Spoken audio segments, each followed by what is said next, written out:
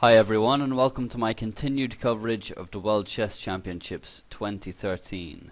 Yesterday we saw Game 4, which was definitely the most exciting game so far. After 3 rounds and 3 draws, the scores were tied at 1.5 each, with the pressure and expectation mounting round after round. Vishy had his second turn with the white pieces and again opened with e4. And Carlsen didn't repeat the Caro-Kann, which he'd used in the second round, but played instead e5, one of the moves he has used more consistently against e4 throughout his career, although over his whole career he's played the Sicilian more often. So Anand continued with the knight f3, and after knight c6, bishop b5, we have gone into the Roy Lopez. So Carlsen continued with knight f6, the Berlin variation, and Anand castled. So we saw knight takes e4, which is a solid choice, although not much fun for spectators because it leads to an early queen trade in the most popular line. However, both players are of course hugely into theory and opening variations, and so it was a theoretical battle that we saw. After d4, knight d6, attacking the bishop. So bishop takes c6, d takes c6, d takes e5, and now the queens come off. After knight f5, queen takes d8, king takes d8. And this is the theoretical position. Black has doubled pawns, and the king is trapped in the center, but he also has the bishop pair and no weaknesses for white to attack, unless he wants to open up the game unsoundly, as that would favor the bishops. White, on the other hand, has this kingside pawn majority here with 4 pawns against 3, and as a result a clear and simple strategy of trading all the pieces off to a king and pawn endgame in which he should be better. Of course, this position has been seen thousands of times already at the top level.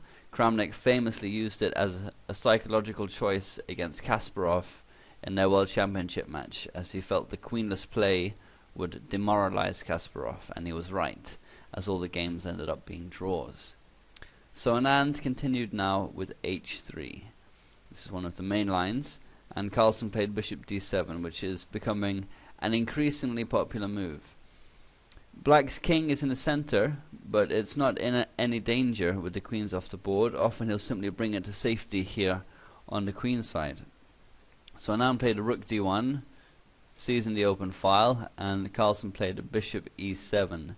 Interestingly, Carlsen has been quite secretive about who's working on his team for preparation and so on for the World Championship match. However, this line is a speciality of John Ludwig Hammer, another of Norway's great chess talents, and I think we have a little more than coincidence taking place here. It's interesting because God only knows where Carlsen's prep for the second game came from with the Caro-Kann, and this game certainly yielded more interesting results anyway, this particular one that was played in round 4. So I'm very curious to see what will be played in game 6 and the rest of Carlsen's games with Black.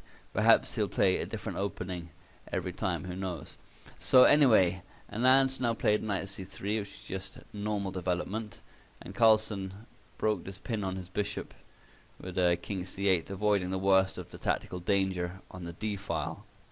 Black's bishop pair is definitely one of his advantages here, so Anand's next move, bishop g5, made a lot of sense. So Carlsen put the question to the bishop now with h6, and this also stops the later knight g5, which can be annoying for f7. So bishop takes e7, knight takes e7, and now rook d2 with the simple and strong idea of doubling on the d-file. So Carlsen plays c5, which is the last book move of the game, at least in my database. It's important to note here how Black is preventing the f3 knight from making progress via both g5 and d4. In previous games I've analyzed of Carlsen's, it's become clear that there is a subtle but very strong sense of prophylaxis in his play, and sometimes this is a little underappreciated, so I'd like to draw attention to it. Many spectators thought he would play bishop c6 after this move c5, but when you look more closely, given these prophylactic moves, it's clear that he wants the bishop on e6 instead, which is perhaps something to do with the preparation that he's done in this opening. So Anand continued on the d file, rook a d1, and now came bishop e6, and this too is a prophylactic move. For example, if Carlsen had played bishop c6 instead, then white can try e6 with an idea right out of Nimzovich's My System, sacking the pawn to secure a strong square for his piece. After f takes e6 comes knight e5 with full compensation for the pawn already. So bishop e6, and now knight e1, which is a move that surprised some people because it looks passive. Anand wants to reroute the knight to d3, and also he has to be a little bit concerned about this pawn here, maybe wanting to play f4 later. The computers preferred knight e4, which gives white a slight edge. It's attacking c5, so b6. If instead bishop takes a2, white is gaining a big advantage after, for example, rook d7 attacking the knight, knight c6, rook takes f7, and white's going to double on the 7th rank with a huge position. So actually no, I don't think that's right. It's probably b3 first or something, but you get the idea anyway. There's going to be a big compensation there one way or another. So after knight e4, a3, sorry, after b6 and a3 would be much better. So knight e1, now knight g6 from black. Despite his inactive rooks, he's managed to equalize in this position. White has the d file, but there are no entry points, and in fact it's black who has the pressure here on both e5 and on a2 from his bishop. So white has to defend e5, so knight d3, and this also attacks c5, so b6. And black wants to play this move anyway to allow his king to get to a safer position, and this is the right way to play. If instead, say c4 here, then white is doing well after knight c5. If knight takes e5, then rook e2, knight c6, knight takes e6, f takes e6, rook takes e6, getting back the pawn with a very nice position and a far greater share of the active play.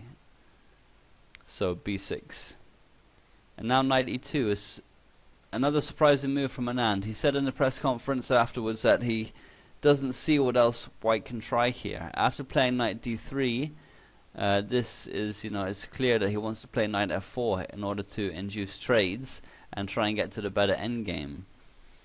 It may have been better, however, to play b3 first, as the computers recommended, because now Carlsen has bishop takes a2, which was really great to see because it showed he was in a fighting frame of mind. To a club player, this might involve some risk, but Carlsen explained at the press conference that white has no way to trap the bishop, and black thus has no reason not to take the pawn. Anand saw this coming, of course, and was sure there would be some kind of tactic or at least compensation, but as it happened, there was not. What's impressive is that Carlsen had to see at least 7 moves ahead to be sure the bishop wouldn't get trapped. Susan Polgar, who was commentating, gave another interesting line here. Black can also try c4, and after knight df4, knight takes f4, knight takes f4, c3, attacking the rook, allowing b takes c3, because now comes bishop takes a2, and suddenly it's white who has the doubled pawns, and this is another option for black that definitely equalizes, but it doesn't result in the winning of the pawn, which is clearly what Carlsen wanted to do. So after bishop takes a2 came b3, and all of the spectators were reminded of game 1 between Fischer and Spassky in 1972, where Fischer famously blundered in a very similar position. In fact, it's a mirror image of this position. He snapped up the h2 pawn with his dark squared bishop, allowing g3 to be played, and his bishop got trapped. I mean, he saw that coming, of course, but he thought he got 3 pawns for it, and he thought he could get enough play as a result, but that judgment turned out to be wrong. But in this game, there is a way for the bishop to escape. c4 can be played now. So after, for example, knight dc1 or rook a1, black can play c takes b3, and after c takes b3, you can play bishop b1, escaping to f5, because white's now got to do something about the e5 pawn, and this gives black enough time for his bishop to escape. Otherwise, move like knight g3, and the bishop's not escaping then. So this is why it's impressive that Carlsen has seen all of this from several moves before. And in fact, he can also play bishop takes b3 here, instead with 3 pawns for the bishop. Knight takes b3, knight takes c5. But now the d-file definitely becomes a more significant factor here, and black's advantage is decreased. So Carlsen chose the strongest line, no surprise there. So c takes b3, c takes b3, and bishop b1. So now f4 to defend e5, and king b7. And the rooks are connected, and this makes an escape square for the bishop as well. So knight c3, attacking the bishop, and bishop f5. And Anand can now force the bishop back to c8 with tempo after g4. And bishop c8. Obviously, if bishop e6, then f5 is winning a pawn. It can't go to d7 because of the rooks. So black is cramped, and he's facing the 4-3 pawn majority on the queen side, as well as domination down the d-file. And this is surely the position that Anand foresaw when he allowed his pawn to drop, or at least something very similar. It's true that white does have practical compensation for the pawn, but obviously there is no concrete way to continue and demonstrate an advantage. So Carlsen's judgment has proved superior here. A pawn is a pawn, and it will be up to Anand now to try and create something in return for it. He began with knight d3 with the point of defending e5, so that f5 can be played, knocking the knight back as well. And it's easy to sympathize with Anand's feelings here, that there must be something as compensation. So Carlsen continued logically with h5 to increase the pressure on the white king side, and try and free up some squares for his bishop, as well as simply threaten something in the position, to do something. So Anand continued with f5, and Carlsen moved the knight to e7, from where it will reroute to the queen side. Anand answered with knight b5, and rook c1 was also interesting there, just moving to the c file. And the server I was watching on crashed at this moment. Presumably word was spreading over the internet that Carlsen had a pawn and an edge against the world champion, Anand. Another idea here was knight e4 with knight g5 coming next. But as it turned out, Anand's knight b5 was very strong, because Carlsen didn't kick it when he had the chance. So yeah, knight b5 here. H takes g4 from Carlsen. So h takes g4 from Anand, and this activates the rook down the h file. And Carlsen has ensured in every game of the World Championship that his pieces are active when he's facing active play from Anand.